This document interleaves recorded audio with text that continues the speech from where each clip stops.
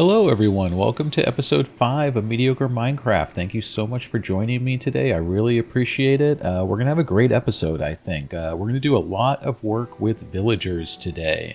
We are going to visit one of our neighboring villages and going to do some villager trading as well, and then maybe set up an iron farm. Definitely a mediocre iron farm. I do want to thank you all for watching. I really do appreciate it. If you are so inclined, please subscribe and like. It means a lot to me. And let's get moving. I was about to head out to grab villagers, and I realized I probably needed a second boat. So I was just taking care of that real quick. Let me grab a water bucket just in case we need it to get around. And we are going to get on our way. Let's talk about villagers a little bit. There have been some changes in how we can transport villagers in Minecraft Java Edition, which is pretty awesome. We didn't used to be able to use boats with leads. That was a bedrock only kind of dealy. But we can do that now, so that's how we're going to do this. We're going to try to find one of the taiga villages that we have visited previously, and I think it's right down this way. We're going to find villagers, get them both in the same boat, and then we are going to use a lead to kind of drag them behind us. Pulling up to the shore here. Let's take a look around. The one thing we want to make sure we do... Oh, hey, Wandering Trader. What's up, my guy? What do you got? Anything good? Anything good? Anything? No, not really anything good. Okay, but we are going to take the leads. There's one. Now let's try to get this boat up without injuring this this poor llama here. You're free now. Yay! Can you guys come down here so I could put this boat under you? Anywhere right here? Oh, you're in. Nope, wrong guy. Wrong guy. Oh, you do a little switcheroo here, guys. Let's break this boat. And any day now. All right. And we'll throw it down here. All right. Good job, everyone. Way to go, team. Let's grab our boat and our lead and get going. There seems to be a congregation of villagers. Ow, ow, stupid sweet berries. Oh, wow. All right. Well, we just got a villager in a boat just like that. That was easy. Let's see if we can nudge another one of these villagers into the same boat. Come on. Very good. Oh, that was perfect. You folks are making this easy for me, making me look good. Way better than mediocre at the moment. So it's off-brand is the only downside. Let's see where we can go. As long as I don't pull them too fast, I think I can just keep them behind me as long as they don't get caught on anything. We're doing good so far, though. We got them down to the water here. Now let's see. Okay, so I hook them up to me, and then I can get into my boat, and then they should follow along. Oh, look at that. That is amazing. So much easier than it used to be. So much easier.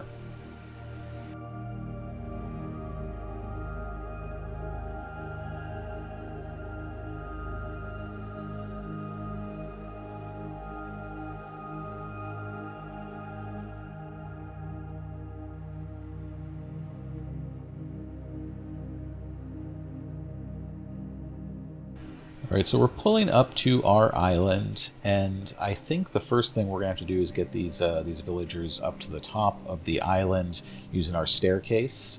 So we are going to... Oh, all right, well, I made a little pad there for the boat. I'm hoping I can get it up this one block, and then it should be pretty easy up the stairs since it's all done with slabs.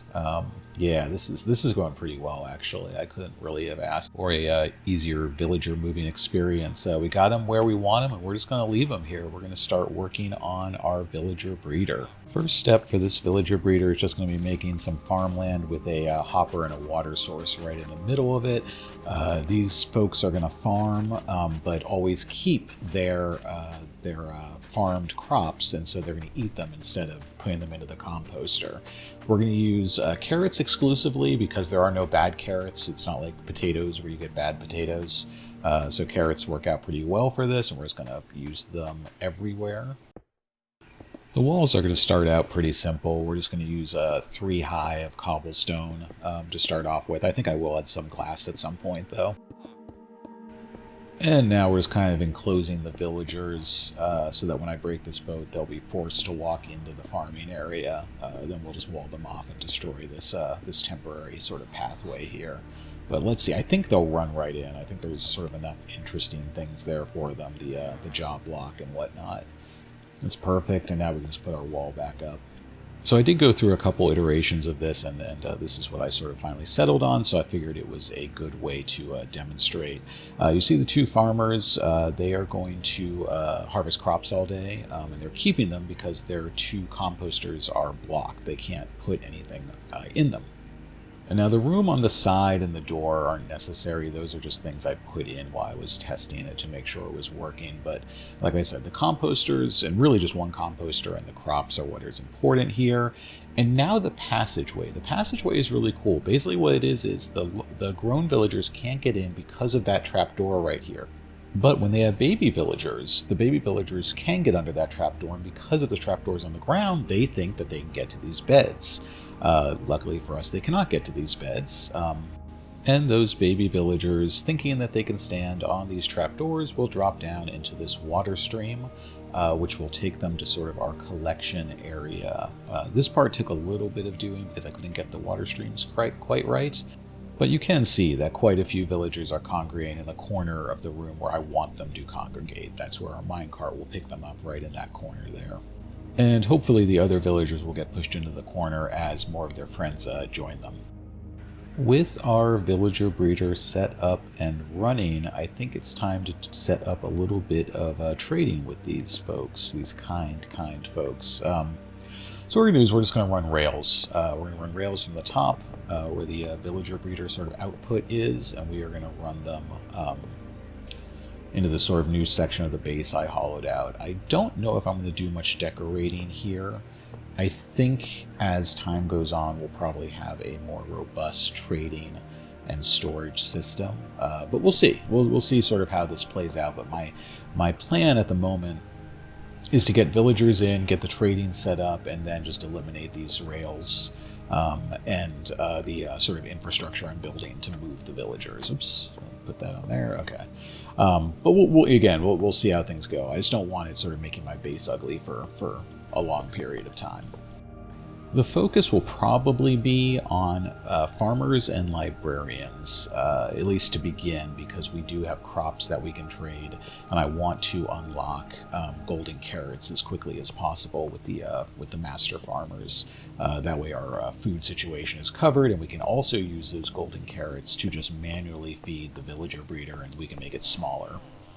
So you can see we have our villagers here. We're going to put down our powered rail, a torch, and then if we put down a minecart, I think it'll grab one? Or not? No, you know what? I think I'm off by a square. I think I have to be actually in that corner behind that oak log.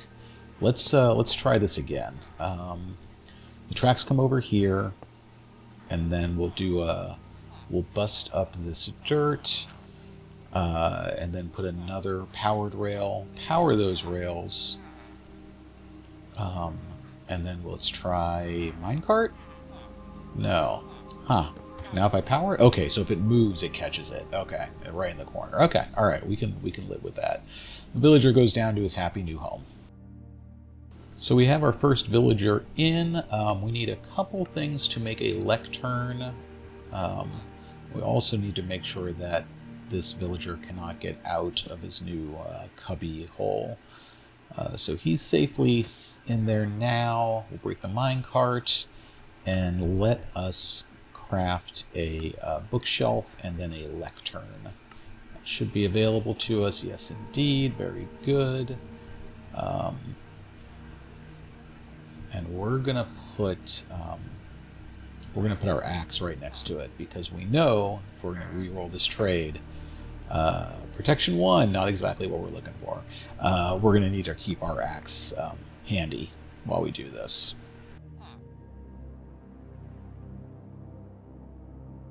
Let's try again, see what we get. Respiration 3 is not bad, but it's not what we're looking for. Alright, let's try again. What do we get this time? Efficiency 5. Okay, this is a book that I would like to purchase. It's expensive, but I'm only going to need, 4 of them or so. So let's grab our emeralds, and we will also craft up some paper as well, and we can lock in that trade. We're probably not going to trade for the book yet, but I do want to lock it in, and we can do that by buying a bookcase from this librarian. And now that the trade is locked in, we can move on to our next villager. Oh, I'm sorry, my guy. That's my bad. That's definitely my bad. Apologies. While we're up here, let's harvest some crops. We're going to need them to sell to our farming villagers. Should have maybe thought about an automated crop farming dealie, or maybe thought about doing the iron farm earlier, but this is fine. I kind of enjoy the sort of instant gratification that we get from harvesting crops in Minecraft. The sounds and the visuals are just like so satisfying for some reason. And we'll grab all of our sugarcane as well. This will let us make more paper to trade with our librarians.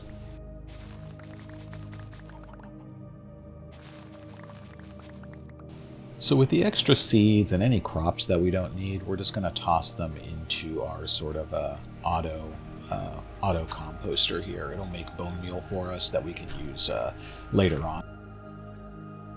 So we've set up a couple more villagers, and I did want to show that I was able to get a mending book fairly quickly. 28 diamonds isn't bad. It's not ideal, but it's not terrible. So we are going to lock that trade in using the paper trade with this villager.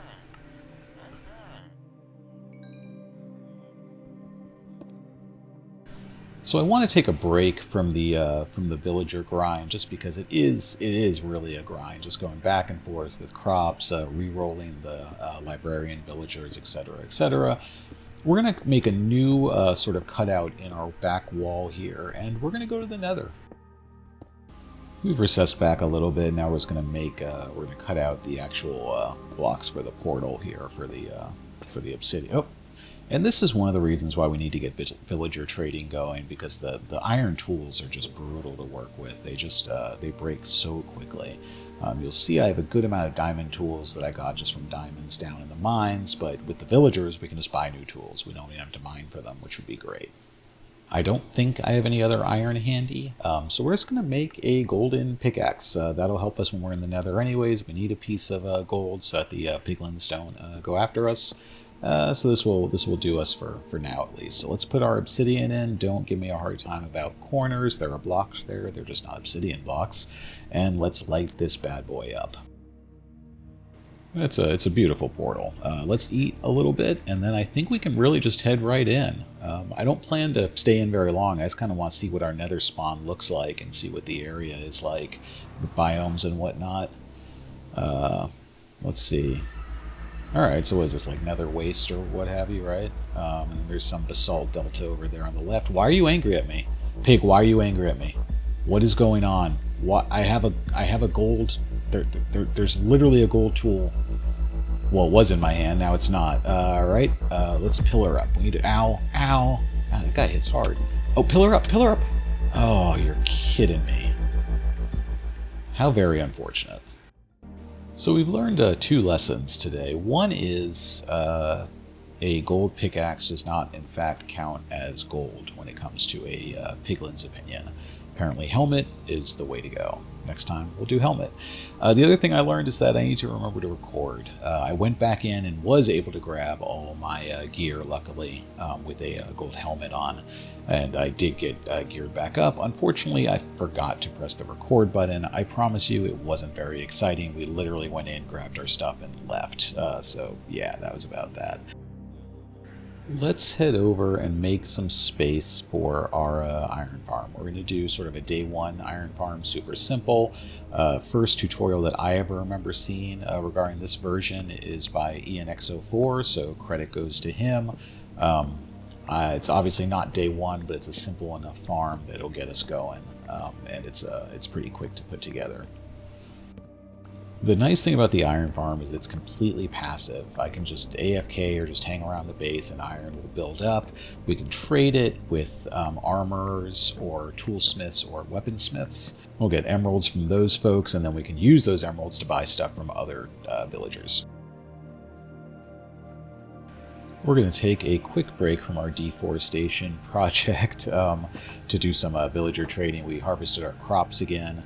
The farming villagers, we're really just trading with them to get them to that. I think it's the master level because they'll have golden carrots. They always have golden carrots as one of their two last trades, and it's my favorite thing to have for a food source in Minecraft.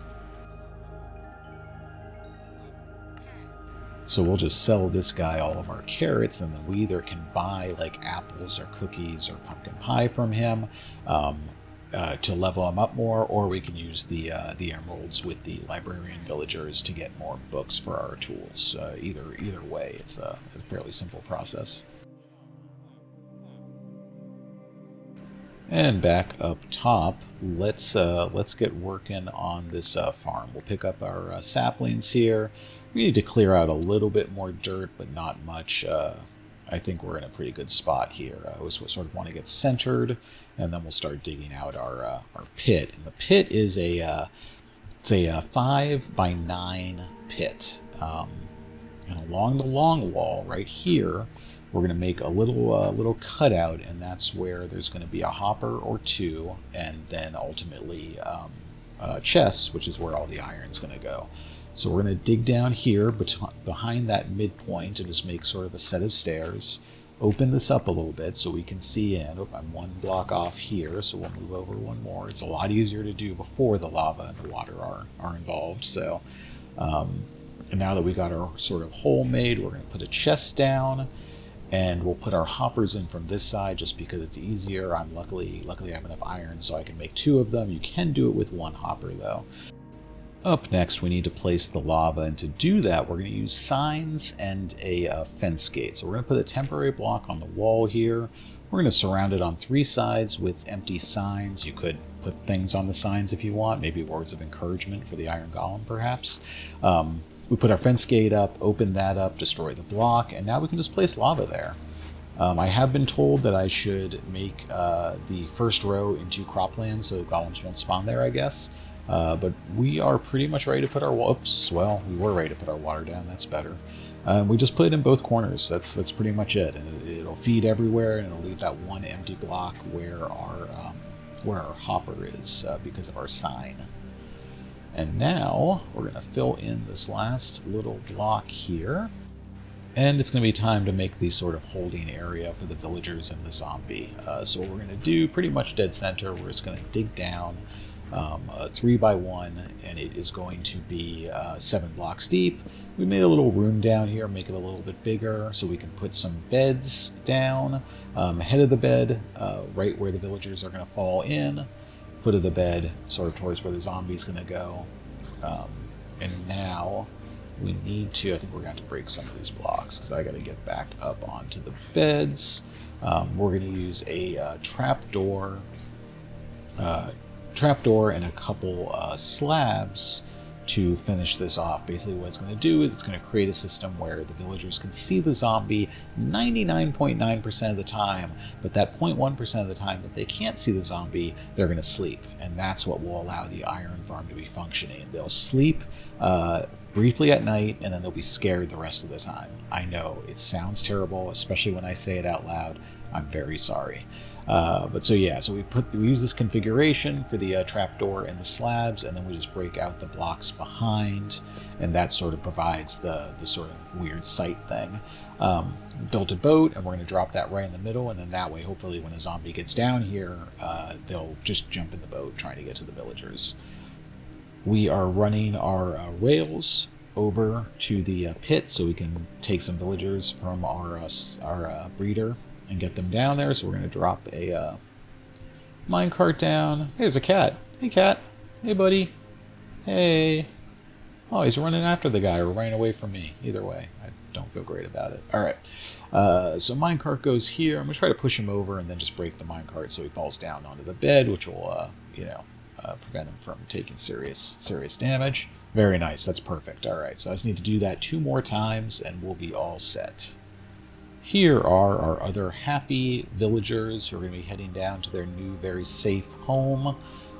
Get them both over there, and once again, I'm just going to sort of try to break this minecart, and hopefully they'll just fall right down in there. Awesome. And we can, do we have, yeah, we have some cobblestone. We can fill this hole up. We're probably going to build a structure on top of this at some point, but not at the moment.